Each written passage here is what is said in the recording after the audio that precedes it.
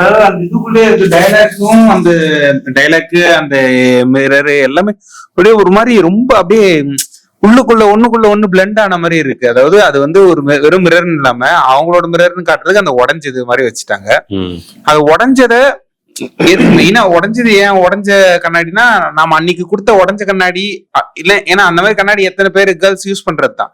ஆனா இந்த உடஞ்ச கண்ணாடின்னு தான் அவன் நம்ம கொடுத்த கண்ணாடியை வச்சுக்கிறான்னு ஒரு விஷயம் தெளிவாயிடுது. அதுவே அதுக்கு போதுமானதா இருக்குது. ஆனாலும் அந்த பொண்ணு அதை சொல்றா. அப்ப அதுதான் என்னோட இதுவை வந்து கரெக்டா காட்டுது. This is way how I look அப்படின்னு சொல்லிட்டு. ஏன்னா அவளுக்கு பின்னாடி வந்து ஒரு சோகம் இருக்கு. அதை வந்து அவ அந்த கண்ணாடியோட அதோட கனெக்ட் பண்றா. அதுவே வந்து சொல்ற மாதிரி அதுவே அந்த அதோட மெயின் பர்பஸ் வந்து இந்த பொண்ணு தான் அந்த பொண்ணு இவனுக்கு தெரியணும், இவ சொல்லாமே தெரியணும்ன்றதுக்கு இருந்தாலும் அதுல உள்ள ஒரு எமோஷன், அவளோட எமோஷன் இதுல வந்து சொல்ற மாதிரி வாண்டடா செய்யறதுதான் இது. இப்போ நம்ம ஒரு ஸ்கிரீன் பிளே எழுதும் போது நமக்கு தெரியும் மல்டிபர்பஸ்ஃபுல்லா தான் வைக்கணும் அப்படிங்க. ஒரு முறை மட்டும் வந்துச்சு அப்படின்னா அது வந்து மேபி திணிக்கப்பட்டதாக கூட இருக்கலாம். இப்போ அந்த அம்மா வந்து சாப்பாடு மட்டும் கொடுத்துட்டு போயிடுச்சுன்னு வச்சுக்க, அந்த டாக்டர் அம்மா ஒய்ஃபு, திணிக்கப்பட்ட ஒரு காட்சியா இருக்கும். ஆனால் அதுக்கப்புறம் அதில் ஒரு கனெக்ட் இருக்கு, ஒரு லீட் கொடுக்குறான், அதுக்கப்புறம் ஃபைனலாக அது ஒரு ரோல் பிளே பண்ணதுனால தான் அந்த அம்மாவுடைய மல்டிபிள் வாண்ட்டு தான் அதை வந்து இன்னும் லைவே மாற்றுது. இல்லைன்னா திணிச்சா மாதிரி ஆயிரும். இத்தனைக்கும் அவன் வந்து வெறும் இதுல கேட்க தான் போவான், காஃபி தான் கேட்க போவான். அந்த அம்மா வந்து நான் சமைச்சே எடுத்துன்னு வரேன் போ அப்படின்றது. இல்லை ஏதோ 2 பொருள் கேட்டு போவான், ஆரஞ்சு நானே சமைச்சு எடுத்துன்னு வரேன்ட்டு இவனை வந்து உள்ள துண்டு எடுத்துன்னு வர சொல்லி அனுப்பிட்டு அவனை பத்தி எல்லாம் சொல்லிட்டு நீ இவன் கூட இருக்காத, ஒரு நல்லவனை கல்யாணம் பண்ணிக்க, அவன் விடவேறா இருந்தாலும் பரவாயில்ல. இது இந்த சீன் எப்படி இருக்கு பாத்தீங்களா? இப்போ அதாவது அவன் தான் நல்லவன், ஒரு நல்லவங்கிட்டே அவன் நல்ல வேலை அவனை கல்யாணம் பண்ணிக்காத, ஏன்னா அவங்களுக்கு அதுக்கு முன்னாடி என்னவா கன்சீவ் ஆயிருக்கான், அவன் டெய்லி ஒரு பொண்ணு கூட இருக்கு அவன் அப்படின்னு. ஸோ இது ஒரு எவ்வளோ பெரிய ஜோக் பாருங்க. இப்போதான் நமக்கு சிரிப்பு வருது. படம் பார்க்கும்போது யாரும் சிரிச்சிங்களா? நான் பார்க்குற ஒரு சிரிப்பு சுத்தமாக கேட்கல. ஆனால் யாருமே இல்லை அது முழுமையாக நம்ம ஊரில் இந்த மாதிரி எமோஷனை ஹேண்டில் பண்ணுறது தெரியறது இல்லை. ரொம்ப அதாவது நம்ம ஊரில் செத்த அழுகுறானுங்கள்ல, அவங்க ஊரில் செத்த அமைதியாக உட்காந்துருப்பான். என்னடா அவன் மனசாட்சி இல்லைன்னு கேட்பானுங்க, அழுவ.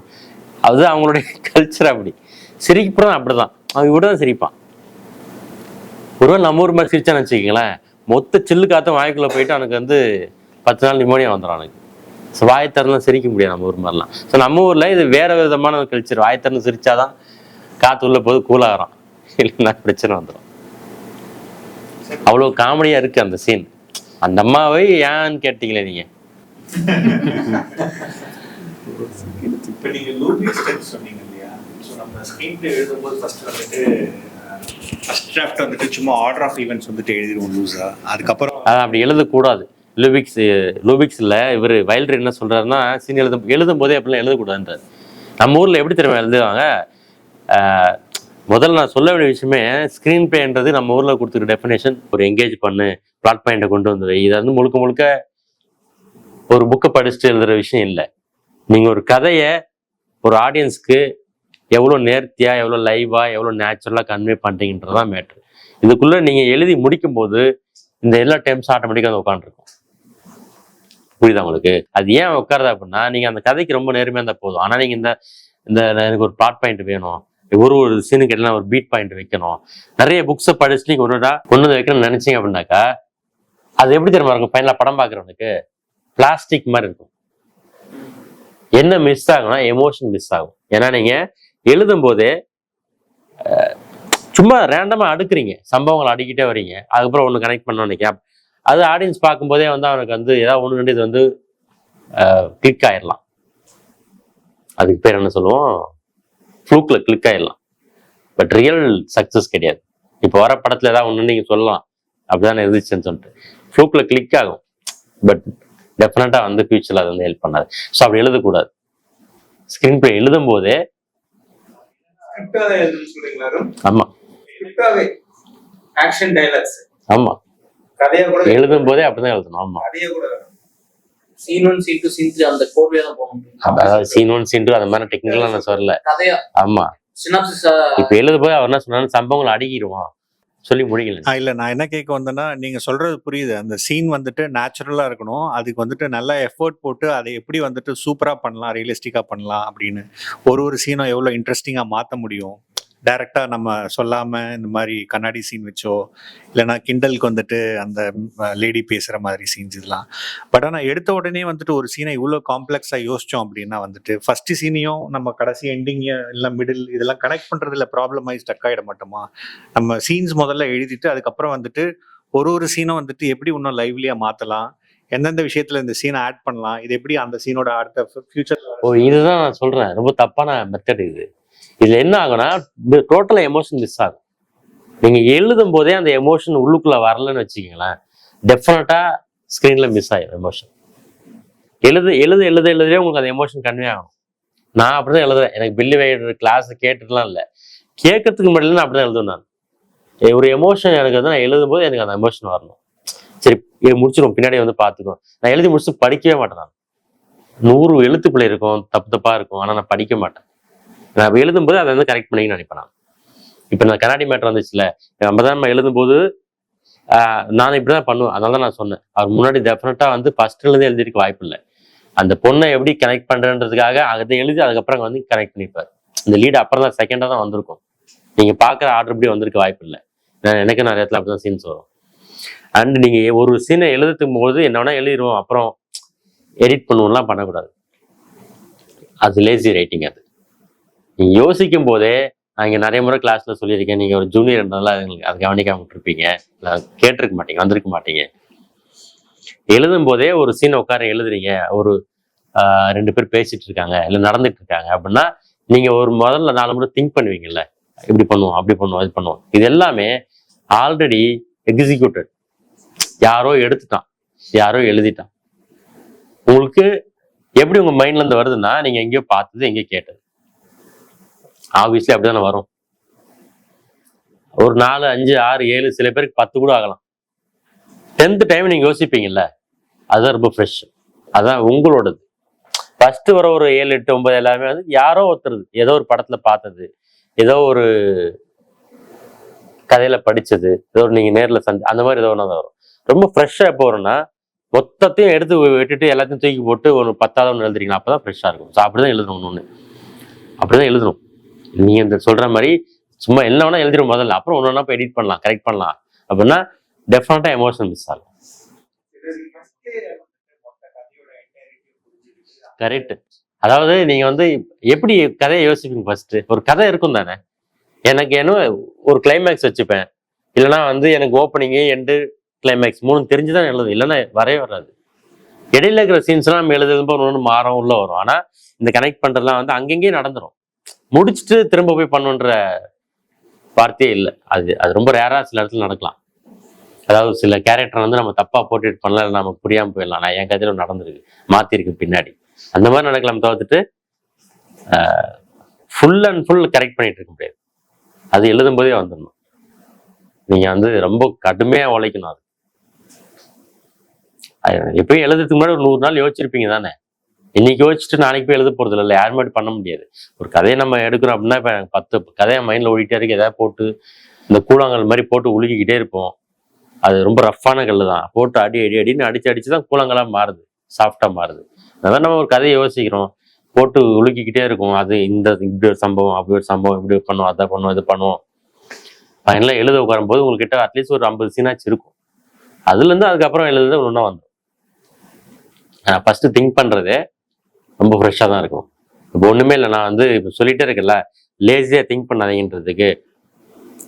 ஒருத்தன் ட்ரிங்க்ஸ் பார்ட்டி நடந்துகிட்டு இருக்கு, ட்ரிங்க்ஸ் பார்ட்டி தான். நான் வந்து குடிக்க மாட்டேன், இன்னைக்கு குடிக்க மாட்டேன்னு வைஃப்கிட்ட சொல்லிட்டு வந்திருக்கேன் அப்படின்னு சொல்றான். ஆனால் நீங்க குடிக்க வைக்கணும்னு வச்சுக்கீங்களேன். இப்ப என்ன எப்படி சீன் எழுதுவீங்க சொல்லுங்க பார்ப்போம்.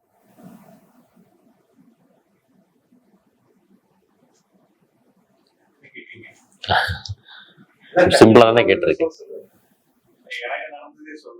சொல்லுங்க.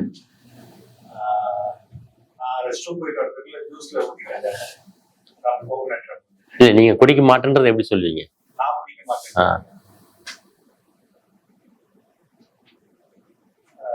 ரீசன் எதுவும் சொல்ல மாட்டேன், வேணான்னு பார்ட்டியில வேணாம்ப்பா நான் இன்னைக்கு குடிக்கிறது இல்லப்பா அப்படின்னு தான் சொல்லி. இப்போ இதை வந்து நான் வந்து சினிமாவா கேட்கிறேன், நீங்க இது எப்படி எடுப்பீங்க ஒரு காட்சியா? இப்ப இந்த பையன் லோகி வந்து எனக்கு நான் இன்னைக்கு குடிக்கல அப்படியா, ஃபைனலா ஆனா அவன் குடிக்கணும், அவனை சுத்தி எல்லாரும் குடிச்சு ஜாலியா என்ஜாய் பண்ற ஷாட்ஸ்ல நிறைய அப்படி கட் பண்ணி காட்டுவீங்களா? ஓகே, எங்க இருந்து எடுத்தீங்க சொல்லுங்க இதை. நிறைய படத்துல அந்த பார்ட்டி சீன் அந்த மாதிரி வருது. நான் கேக்குறது உங்க சீன் கேக்குறேன். லோன்லயே ஒரு இடத்துல உட்கார்ந்துட்டு இருக்க மாதிரி தனியா. யாரு உங்க சீனா இது? இப்ப ஃப்ரெஷ்ஷா வச்சுட்டீங்களா? அந்த இடத்துல டார்க்கா இருக்க சைடுல ஒரு சைடுல உட்கார்ந்துட்டு இருக்காங்க. யாரு? ஹீரோ.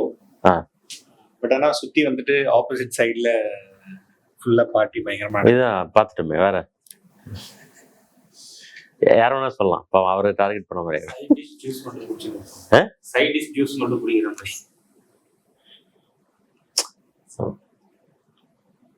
எல்லாரும் ட்ரிங்க் பண்றாங்க, பட் அவர் சைட் டிஷ் மட்டும் சாப்பிட்டு இருக்காங்க. இதுதான் அது பிடிக்காதவன் தான் எல்லாருக்குமே சர்வ் பண்ணலாம், அந்த லெவலா ஊட்டுறது அந்த எல்லாமே பண்ணலாம். பட் ஆனா அவன் உட்காரும் போது அவன் குடிக்கிறது பார்த்தீங்கன்னா நான் வந்து சேலஞ்ச் பண்றேன். நான் சொல்ற மாதிரி ஊர்ல ஒருத்தனை கூட யோசிக்க முடியாது. அது ஏன்னா ஏன் சீன் இல்ல அது. நீங்க 100 ஐடியா கூட சொல்லுங்களேன். இவர் சொன்ன மாதிரி கூல் ட்ரிங்க்ஸ் தான் குடிக்கிறாரு. திடீர்னு வந்து யாரோ ஏஞ்சி drinks are on my bill அப்படின்னு ஷவுட் பண்றாங்க. ஆல் ஹவுஸ் வந்துட்டு எந்தில குடிக்கலான்றாங்க. அதுக்கப்புறம் வந்துட்டு அவர் மேல ட்ரிங்க்ஸ் ஊத்துற மாதிரி தெரியாம தவறி இடிச்சு விழுற மாதிரி ஒரு அப்படியே நக்கி பாக்குறாரு. ஸ்மெல் வருது. இந்த மாதிரி கால் வருது, சண்டே பிரேக்கப் ஆகுது, ஃப்ரஸ்ட்ரேஷன்ல வந்து குடிச்சிடுறாரு. யோசிச்சு பாருங்க, இந்த சீன்ல எவ்வளவு முறை பாத்திருக்கீங்க? இது வரைக்கும் பார்க்காத ஒரு சீனை சொல்றேன் நான், அதாவது சொல்லுங்கன்னு சொல்றேன். குடிக்க மாட்டாருன்றத நம்ம கன்வே பண்ற மாதிரி ஒரு scene. ஆமாங்க, ஆனா அவரு கடைசியில குடிச்சிடணும். பிடிக்காத வந்து ஸ்நாக்ஸ் மட்டும் சாப்பிடுவாங்க, ஸ்நாக்ஸ் சாப்பிட்டு தின்னிடுவாங்க. அவன் வந்து ஸ்நாக்ஸ் இந்த சிக்கன் எல்லாம் சாப்பிடுவாங்க.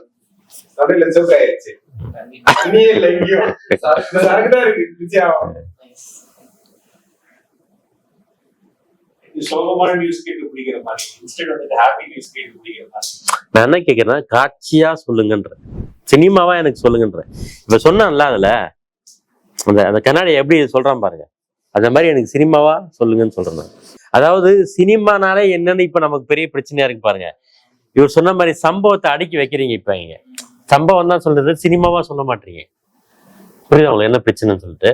நான் கேட்கறது சினிமாவா கேட்கறேன், விஷுவலா எனக்கு சொல்லுங்க அப்படின்னு சொல்லிட்டு ஒரு காட்சியை விதான் எடுப்பேன் நானு. ஏன்னா நம்ம யாருக்குமே சினிமானால் என்னன்னு தெரியல. நீங்க திரும்ப திரும்ப டயலாக்ஸ் தான் சொல்றீங்க எனக்கு. நான் கேட்கறதுல சினிமான்றது ஒரு சீன்ல நிறைய கிராஃப்ட் இன்வால்வ் ஆயிருக்கு. இப்ப இதுல வந்து அந்த பொண்ணு வந்து தூக்கு மாத்திரை சாப்பிட போகிறதுக்கு முன்னாடி ஒரு மியூசிக்கை போட்டு விட்டாங்க. அவன் அது ஒரு கிராஃப்ட். அந்த பொண்ணு தூக்கு மாத்திரை சாப்பிடறதுக்கு முன்னாடி என்ன மாதிரி மியூசிக் போட்டு கேட்டீங்களா இல்லையா? நம்மளுக்கே ஒரு மாதிரி ரொம்ப கஷ்டமா போயிடுச்சு. அப்படி மியூசிக் போட்டு விட்டான். ஸோ கிராஃப்டை பயன்படுத்தி சீன் சொல்லணும். எல்லா கலைகளையும் பயன்படுத்தி ஒரு சீனை சொல்லுங்க எனக்கு. வெறும் டைலாக்ஸை வச்சு மட்டுமே கடைசி வரைக்கும் அடைச்சிக்கிச்சு குடிச்சான், நட்டுக்கிச்சு குடிச்சான், பிச்சுக்கிச்சு குடிச்சான்லாம் இல்லை. தாகம் எடுத்துச்சு, அப்புறம் மேல சட்டையில ஊத்திருச்சு, நக்கி பார்த்தான், ரொம்ப பிடிச்சிருச்சு, எல்லாம் டைலாகா இருக்குல்ல. நான் சொல்றது கிராஃப்ட்னா சவுண்டு, மியூசிக்கு, சினிமோட்டோகிராஃபி, இது மாதிரி நிறைய எல்லாத்தையும் பயன்படுத்தி ஒரு விஷுவலா சொல்லுங்கன்ற நான். ஸோ இவன் சொல்றதுலேயே ஒரு ஆட் ஆன் வந்து சாப்பிட்றான், விக்கல் வந்துச்சு, ஓரல் விக்கல் வந்துச்சு, பார்க்குறான் எல்லாம் சரக்கா இருக்கு, குடுக்குன்னு ஓடுறான், ஃபுல்லா சரக்கா இருக்கு. ஐ மீன் அங்கிருந்து ஒரு லாங் ஓடுறான், எங்கேயுமே தண்ணி இல்லை. வெளியே நான் சொல்றேன், விக்கி சாவிட்டுன்றான், சா வச்சிருக்கான். இந்த மாதிரி ஒரு படம் எடுக்கிறதுக்கு அவனை விக்கி வச்சு சா வச்சிருக்கான். இல்ல இன்னும் ஒரு 1/2 மணி நேரம் ஏதாச்சும்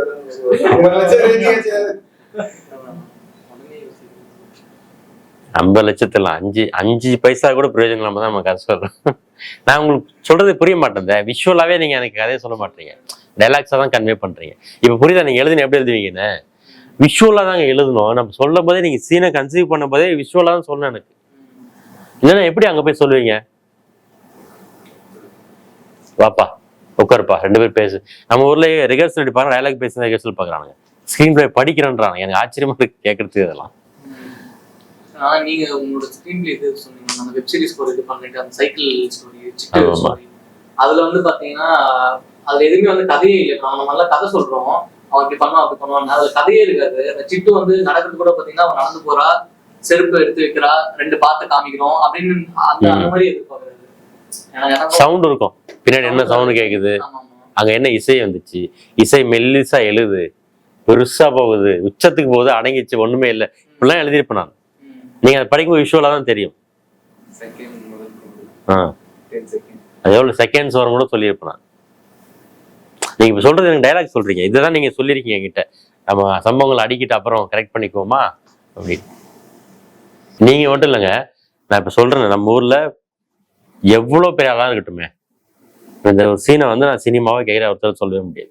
இது சினிமானா என்ன அப்படின்னு நான் காட்டுறேன். நான் சொன்னதான் சீனு, குடிக்க மாட்டான் ஒருத்தன், எப்படி sound, visual, cinematography, angle, shot, இதை வச்சு அதை கன்வே பண்றது நானே காட்டுறேன், பாத்துக்கோங்க. எவ்வளோ லேசியா நம்ம ஆளுங்க திங்க் பண்ணான்றதுக்கு இது உதாரணம். நானும் 100 நாள் டைம் கூட இப்படி ஒரு சீனை விஷுவலைஸ் பண்ணவே முடியாது. எட்கர் ரைட்னு நான் இப்போ சொன்னல ஒருத்தர், அந்த டைரக்டர் தான் அது, அவரோட படம் தான் அது, ஹாட் பஸ்ன்னு பேர். அது ஒரு ட்ரிங்க் பண்ண மாட்டேன்னு ஒருத்தன் வந்து அவனே சொல்லியே சொல்றான், நீ எப்படி சொல்லுவீங்க, I don't drink today, I don't like, அப்படி சொல்றத இதுவா சினிமா, சச்ச லேசி சினிமா, டோன்ட் டூ திஸ்ன்னு சொல்லிட்டு அவனே சொல்றேன், எப்படி எடுத்துன்னு சொல்றான் அவனு. அதான் இந்த இதுல கழட்டு க்ளோஸ் அப் வைக்கிறோம், சவுண்டோட வைக்கிறான். அதான் நான் சொன்னேன், அந்த சவுண்ட் கேட்குது பாருங்க, பயங்கரமான சவுண்ட் டெக்னீஷியன் யாருன்னா எட்கர் ரைட்டு தான். அவருடைய மேக்கிங்ல வந்து நீங்க வந்து மிரண்டு போயிருவீங்க, வேகமா போயிரும் படம். சவுண்டுல காதல் அப்படியே நிற்கும், கசமுசா நிக்கிறது இல்ல, சவுண்டு கதையை சொல்லிட்டே இருக்கு. அந்த சவுண்டு கதை தான் உங்களுக்கு அப்படியே நிற்கும், என்னப்பா இப்படி பண்ணிட்டானாப்பான்னு. எட்கர் ரைட் படத்தை பேசாம பாருங்க, நம்ம இங்க போறதுக்கு முன்னாடி வீட்டுல போய் பாருங்க. இதை மாதிரி புரியுதான்னு தெரியாது, ஆனா போய் பார்த்தீங்கன்னா தெரியும். க்ளோஸ் விஷுவல், ஆங்கிள், கீழே வித்து வைக்கிறான் கண்ணாடிக்கு கீழே, அதுக்கப்புறம் கட் பண்ணா அந்த பக்கம் கிளாஸ்க்கு அந்த பக்கம் அவன் நிக்கிறான், வாட் குடிக்க மாட்டானா அப்படின்னு அவன் எடுத்து குடிக்க வச்சிருவான். இந்த சவுண்ட் மேக் சென்ஸ். அதனால அப்படிதான் நான் சொல்றேன், சினிமாவே எனக்கு கதையை சொல்லுங்க அப்படிதான் சொல்றேன் நான். நீ பார்த்தேன் அந்த சீனை பார்க்கலையா? இல்ல, அந்த படம் வரும்போது பார்ப்போம், நம்ம அது அவரோட படங்கள் பார்ப்போம். நம்ம எங்க எட்கர் ரைட்ல ரொம்ப முக்கியங்க. நானே வந்து ஒரு கமர்ஷியல் சினிமா எடுக்கணும்னு முடிவு பண்ணிட்டேன், எட்கர் ரைட் ஸ்டைல தான் எடுப்பேன் நான்.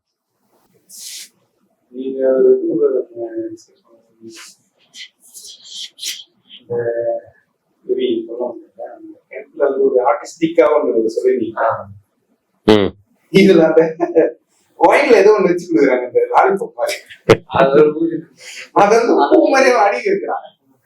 அது ஃபர்ஸ்ட் சீன்லயே வந்து வரும்போது ஃபர்ஸ்ட் சீன்லயே அவன் அதை சாப்பிட்டு வரான், வாயில சாப்பிட்டே வரான், அவன் அவன் லாலிபாப் சாப்பிட்டு வராங்க அப்படின்னு. அதை வச்சு அவன் பூ மாதிரி டிசைன் பண்ணிருக்கான். அந்த டிசைன்ல என்னன்னா இது முன்னாடி அவன் எத்தனை குடிச்சிருக்கான் அப்படின்றதும் அந்த இதுலயே தெரியும். அந்த பூ வந்து கம்ப்ளீட் ஆகல, ஆமா அதையும் கவனிக்கணும், கம்ப்ளீட் ஆகல. எவ்வளவு மீனிங் வச்சுக்கிறோம் பரவாயில்ல. அதை விட அந்த எப்பயுமே நல்ல ரைட்டர்ஸ் அதாங்க பண்ணுவாங்க, ஒரு விஷயத்த சுத்தி தான் கதை நடக்கும். இப்படி போய் தெரியக்கூடாது, தெருவா போயிட்டு எழுது தெரியலன்னு அர்த்தம். சொல்ற மாதிரி டைட்டிலே கதை சொல்லுங்க. ஆமா, எது ஆன்மான்னு சொல்லிட்டு போயிட்டான். ஆனா அங்க என்ன நடக்கும் நம்ம கெஸ் பண்ணல, அபார்ட்மெண்ட்ல நடக்கும், ஆனா இப்படி வந்து நடக்கும். பட் இன்னொரு क्वेश्चन சார், சீனியர் அபிஷியலா இருக்காரு, கண்டிப்பா நிறைய ஏன் பண்ணுவாங்க, ஏன் ஒரு ஹோட்டல்ல ரூம்ஸ் புக் பண்ணாம ஏன் அவன் அபார்ட்மெண்ட் எல்லாரும் டார்கெட் பண்றாங்க? 1960 and moreover ஃபெஸ்டிவல் டைம்ல ரூம்ஸ் கிடைக்காது, கிறிஸ்மஸ் அவ்வளவு தூரம் டிராவல். ஆமா, இப்ப மாதிரிலாம் அவ்வளோ ஹோட்டல்ஸ் முதல்ல இருக்காது. நீங்க போனோம், அதுவும் அந்த டைம் வந்து இப்போ ஃபெஸ்டிவல் டைம், அந்த மாசம் முழுக்க அவங்களுக்கு கிடைக்காது. அப்புறம் அப்ப இந்த மாதிரி வெளியில அங்கேயே நிகழ்த்திக்க முடியாது, ரெஸ்ட்ரிக்ஷன் உண்டு. அவன் சொல்ல கடைசியில ஒரு இடத்துக்கு போறான், அங்கேயே பண்ண முடியாது, மறுபடியும் அப்பார்ட்மெண்ட் கொடுத்தானே கேட்கறான், ரெஸ்ட்ரிக்ஷன்ஸ் அதுக்கு. இப்ப இந்த அம்மாவே லேண்ட்லேட்டே சொல்லிட்டு தானே போகுது, இது ரொம்ப மரியாதையான இடம், இந்த மாதிரிலாம் பண்ணாத அப்படின்னு சொல்லிட்டு. இன்னொரு 4 நாள் பண்ணா இது மாத்திடுவாங்க, இடத்த மாத்திடுவாங்க. அவனே சொல்லுவாங்க, ரொம்ப சத்தமா சத்தம் போடாதீங்க, எல்லாரும் தங்கிட்டு போயிருக்காங்க. போன வாட்டி கம்ப்ளைண்ட் பண்ணாங்க அப்படின்னு சொல்லுவோம். அதுல அந்த பொண்ணு அந்த ஆளு சொல்லுவாரு, இந்த மாதிரி நான் ஒண்ணு பண்ணல, ஏன்னா நான் எதனா இவ்வளவு சாவடிச்சிடணும்னு சொல்லிட்டு அவ பயப்படுவா, அவன் அப்பார்ட்மெண்ட் சேஃப்டி எங்களுக்கு அப்படின்னு சொல்லி அவன் கிளைமேக்ஸ்ல அந்த சாவி கேட்கும்போது சொல்லியிருக்கான்.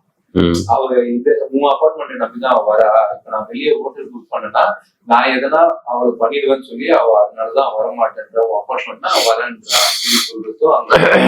ஆமா, அவ காதலையும் கூட ரொம்ப அழகா டைலாக்ல தான் சொன்னார். ஆனா அப்பார்ட்மெண்ட் கீ கேட்டேன் கொடுக்கலன்னா, கொடுத்தானா அப்படின்னு கேட்டான். அங்கேயே புரிஞ்சிச்சு she loves him. அவங்களுக்கு எதுவுமே தேவையில்ல, அவங்க ரெண்டு பேரும் காதல சொல்லிக்கிட்டது இல்ல, பெருசா அந்யோன்யமா இருந்தது இல்ல. அப்பார்ட்மெண்ட்டை அவனுக்கு கேட்டவன் கொடுத்தானா, இத கொடுக்க மாட்டேன்ட்டான் அவன். அதுவும் உன் பேரை சொன்ன உடனே கொடுக்க மாட்டேன்னா எந்திரிச்சு ஓடு. எவ்வளவு அழகா கன்வே பண்ண. டைலாக்ஸ் எல்லாம் இல்ல, ரொம்ப ஹெவி டைலாக்ஸ் எல்லாம் இல்ல, ஹெவி எமோஷன்ஸ் இல்ல. அந்த கீயை வந்து அவன் வந்து லாஸ்ட்ல ரெண்டாவது வாட்டி கேட்கும் அவன் போட்டு போகும்போது நம்ம எல்லாருமே ஓகே வேலைக்கு வந்து கடைசியில எங்கோ போயிட்டோம் போல அப்படின்னு நினைச்சு, அப்போ வந்து இந்த கீ வந்து செட் ஆகலன்னு சொன்னான். இது வந்து இந்த கீ இல்லையே, இது பாத்ரூம் கீயை குத்துட்டு போயிருக்கு. அது அதோட அதுக்கு முன்னாடி ஒரு கதை இருக்கு. அதே கீ வந்து ஆமா, முன்னாடி ஒரு வாஷிங் கீயை மாத்தி கொடுத்துட்டு, அதனால என்னால இந்த எக்ஸிகியூட்டிவ் இது வந்து என்னால இன்னைக்கு ஓபன் பண்ண முடியல, என்னால என் வீட்டையே ஓபன் பண்ண முடியல அப்படின்னு சொல்லிட்டு அங்க முன்னாடி கிளைமேக்ஸ்ல ரொம்ப கண்ணா கலங்கிட்டு ஐ லவ் யூன்னு சொல்லுவான், கார்டை வச்சு கட் அப்படின்வான். அது நீங்க சொன்ன மாதிரி ஆப்போசிட் வேர்ட் தான். அவங்க ரொம்ப லவ் பண்றது எக்ஸ்பிரஸ் பண்ணிருப்பான், அவங்க சிம்பிளா ஆஃப் பண்ணிட்டாங்க கட் அப்படின்னு சொல்லிட்டு. ஆமா, அவன் மறுபடியும் காசு குடுத்துட்டு சொல்லுவான், எதை சொல்லுவான், ஒரு ட்ரெயினுக்கு டைம் அது கிளம்புன்றவா. கிளைமேக்ஸ்ல கட்டு அப்படின்ட்டு டக்குன்னு உடச்சு விட்டா மாதிரி ஆயிடுச்சு. ஆமாம்மா, வாய மூட்டு விளையாடு, அவ்வளவுதான். எதுவுமே அன்எக்ஸ்பெக்டட்.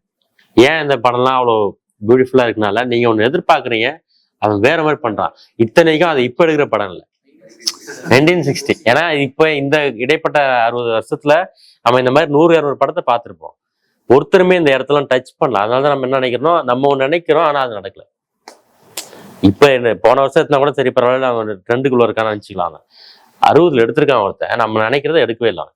அதை பார்த்து அவன் 60ல எப்படி திங்க் பண்ணியிருக்கான். அப்பவே இந்த படத்தை அங்க கிரிட்டிசைஸ் பண்ணியிருக்காங்க, இது ரொம்ப தப்பான படமா இருக்கு அப்படின்னு சொல்லிட்டு. ஆனா படம் கலெக்ஷன்ல பயங்கரமா போயிருக்கு. அந்த அப்பார்ட்மெண்ட்டே நம்ம ஊர்ல இப்பதான் வருது. எவ்வளவு பேர் அப்பார்ட்மெண்ட் பண்ண, எவ்வளவு ஜாலியா இருந்துச்சு. அந்த பில்டிங் எத்தனை மாடி சொல்றான், அந்த லிஃப்ட்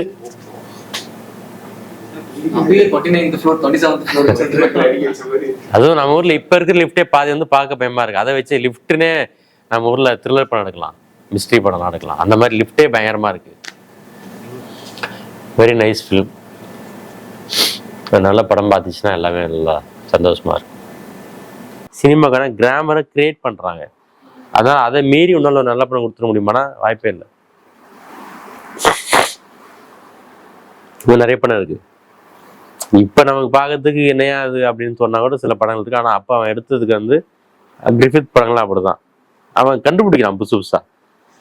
அதோட ஹிச்காக் படம் தான், வெர்டிகோ ஷார்ட்டை கண்டுபிடிக்கும் போது நம்மளால நினைச்சுட்டு பார்க்கணும், எதுக்கு இது இப்படி ஒன்று கண்டுபிடிக்கிறான். இப்போ நான் சொன்ன மாதிரி எப்படி ரூபிக்ஸ் டச் இருக்கோ, அந்த மாதிரி வந்து ஹிச்காக் வெர்டிகோ ஷார்ட் எடுக்கும்போது அவர் யோசிக்கிறாரு, அதிர்ச்சி பத்தலை, பேர் அதிர்ச்சி, இன்னும் அதுக்குள்ள ஒரு அதிர்ச்சியை கொடு அப்படின்னு தான் வெர்டிகோ ஷார்ட் எடுக்கிறாரு. அப்போ வெர்டிகோ டச், அதுக்கு பேரே வெர்டிகோ ஷார்ட் தான். அதுக்கப்புறம் தான் டெக்னிக்கலா டாலி ஜூம்னு வச்சானுங்க, அது பேர் வெர்டிகோ ஷார்ட் தான் நினைக்குமே. ஆமா ஆமா, அதுக்கப்புறம் தமிழ்ல நிறைய வந்துருச்சு, எக்கச்சக்கமா வருது. எதுக்கு எடுக்கிறானுங்கன்னு தெரியாது.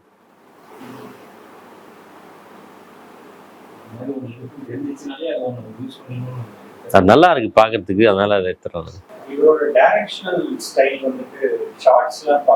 இப்பதான் ஸ்டேஜிங் பத்தி பேசணுமே நம்ம தான். என்ன கேட்கணும்னா எல்லாமே வந்துட்டு இப்போ நீங்க சொன்னீங்க அவரு மூக்கு ஏற்ற மாதிரி ஆங்கிள்ஸ்லாம் மாத்துவாரு. க்ளோஸ்அப் இருந்தது, பட் ஆனால் ரொம்ப எக்ஸ்ட்ரீம் க்ளோஸ்அப்போ இல்லைன்னா வந்துட்டு ரொம்ப லோ ஆங்கிள் டாப் ஆங்கிள் அதெல்லாம் நிறைய எந்த நல்ல படத்துலயும் அது இருக்காது. நான் என் கிளாஸ்ல சொல்லியிருக்கேன், நீங்க வரல. எந்த நல்ல படத்துலயும் க்ளோஸ் அப் இருக்காது. ஹிச்காக் படத்துலயும் நிறைய க்ளோஸ் அப்லாம் இருக்காது, ரொம்ப ரேர் தான் அதெல்லாம்.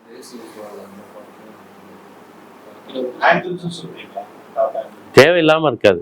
அது நம்ம மேல ஓடி வரும்போது கேமரா மேல ஓடுது, எதுக்கு அந்த எமோஷனை கன்வே பண்றான். அவன் ரொம்ப அர்ஜென்ட்ல ஓடி வரா, ஒரு அவஸ்தையில ஓடி வரா, பரபரப்பா ஓடி வரான்றதுக்கு அப்படி அழகாக கன்வே பண்றான். இங்க ஒரு ஓடு, அங்க ஒரு ட்ராலி போடுற, மேல ஓடி வருது, கேமரா எப்படி இவ்வளவு பெரிய கேமரா வச்சு பாருங்களேன்.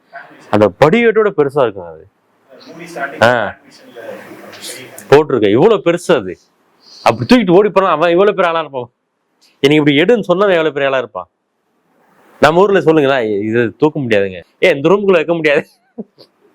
இப்ப 2025 சொல்றாரு அவரு, 24ல 60ல அவ்வளவு பேர் சொல்லு, நான் எங்கன்னா தூக்கிட்டு வரேன்னு போறான். ஒரு ஷாட் மட்டும் இல்லாம நிறைய ஷாட் இருக்கு. இது மாதிரி அந்த ஷாட் பிரிச்சு பேசினாக்கா நமக்கு அப்படியே விடிய 5 மணி ஆயிரும். அப்புறம் நாளைக்கு வேற எங்களுக்கு மீட்டிங் வேற இருக்கு, கஷ்டம் தான். நான் முடிச்சிட்டேன்.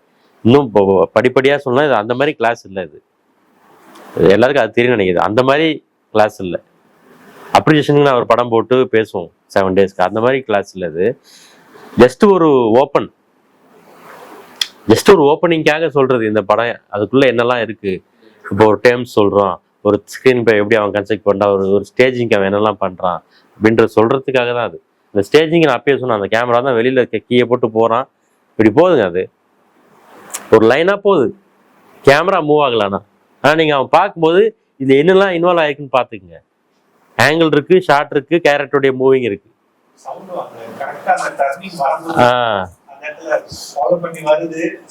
மியூசிக் இருக்கு.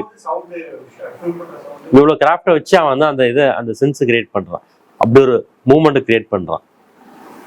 நம்ம ஊர்ல பின்னாடியே இப்போ போறானுங்க, அப்போ கூட நமக்கு அந்த மூடு வரமாட்டேங்குது. ஏன்டா பின்னாடியே போறீங்கன்ற மாதிரி தான் இருக்கு.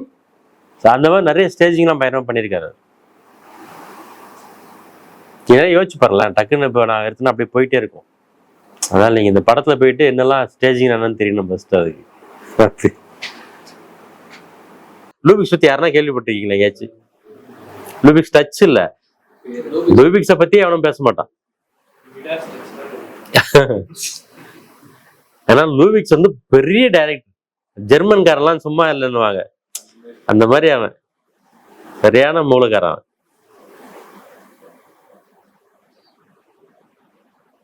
ஆனா இவங்க எல்லாம் எக்ஸ்பீரியன்ஸ் பண்ணி தான் அந்த கிராமர் ஆரம்பிச்சிருக்காங்க. ஆமா, கேமரா மூவ் பண்ணும்போது எமோஷன் கன்வே ஆகுதுன்றது தெரியறதுக்கு முன்னாடி அதுக்கு முன்னாடி திங்க் பண்ணணும். திங்கிங்லேயே எனக்கு இப்படி தோணணும், இப்படி ஒண்ணு பண்ணனா என்ன அப்படின்னு தோணுனாதான் அதை நீ எக்ஸிக்யூட் பண்றதுக்கு ட்ரை பண்ண முடியும். திங்கிங் தான் ஃபர்ஸ்ட், கிரியேட்டிவ் மைண்ட் தான் ஃபர்ஸ்ட் வரும். அதனால திங்க் பண்ணி தான் பண்ணுவாங்க. கேமரா அவங்க வச்சுட்டு சம்டைம்ஸ் அந்த ஆக்சிடென்ட்லாம் நடக்கலாம். இதை கொஞ்சம் இப்படி வா, அப்படி அப்படி எதாவது பண்ணணும் அப்படின்னு ப்ராக்டிக்கலாக அங்கே வச்சுப்பாங்களாம். ஆனால் வந்து முன்னாடி திங்க் பண்ணும். அதுவும் இவங்களாம் வந்து வெல் எக்ஸிக்யூஷன். நீங்க நம்ம ஊர்ல மாதிரி ஸ்பாட்ல போயிட்டு எழுதி எடுத்து அப்படிலாம் பண்ண முடியாதுல்ல. சொன்ன டைம்ல முடிக்கணும். அங்க 10 நாள் தான் ஷூட்டிங்னா 10 நாள் முடிச்சிருக்கணும். அப்ப அங்க போயிட்டு உட்காந்து கேமரா வச்சு எக்ஸ்பெரிமெண்ட்லாம் பண்ண முடியாது, வாய்ப்பே இல்லை. ரொம்ப பர்ஃபெக்டான இண்டஸ்ட்ரி அவங்க. அதனால பேப்பர்ல வச்சிருப்பாங்க, ரீல் வேற, அந்த பெரிய கேமரா, வாய்ப்பே இல்லை. எல்லாமே பேப்பர்ல இருந்திருக்கும். அதனால யோசிக்கும் போது அப்படிதான் யோசிக்கணும். கேமரா எப்படி மூவ் ஆகுதுன்னா எழுதணும் படத்துல, கதையை எழுதும் போது. அதனால அது இருந்தாதான் அந்த கதை நல்லா.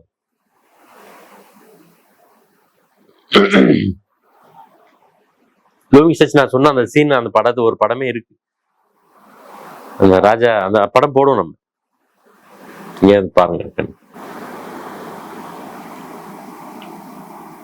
எட்கர் ரைட்டு அவர் ஒரு காமெடியான படம் எல்லாம் எடுக்கிறாரு. ஏன் இப்போ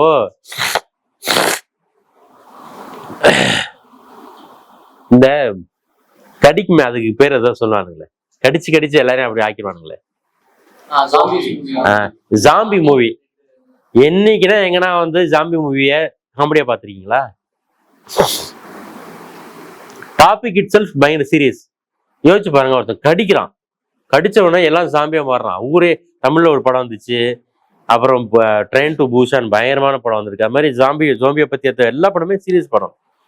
அதாவது பில்லி வைல்டர் சொன்னது சரி, அவர் லூபிக் சொன்னதும் சரி, எட்கர் ரைட் ஆனாலும் சரி, எல்லாரும் சொல்ற ஒன்னே ஒண்ணுதான், ஒரு சீனை யோசிச்சுன்னா நான் சொல்றதுமே அதுதான், லேசியே யோசிக்க கூடாது. சோம்பேறியா இருக்காதுன்னு அர்த்தம். புதுசா யோசிங்க. நீங்க ஆல்ரெடி ஒரு சம்பவத்தை சொல்றீங்க, ஆல்ரெடி யாரும் பார்த்த மாதிரி யோசிக்காதீங்க. கதை பழசா இருக்கலாம், கதைகளை வந்து பழசா இருக்கலாம், இப்ப பார்த்த கதையும் பழசு தான். ஆனா நீ சொல்றத புதுசா சொல்லுன்னு தான் சொல்றாங்க.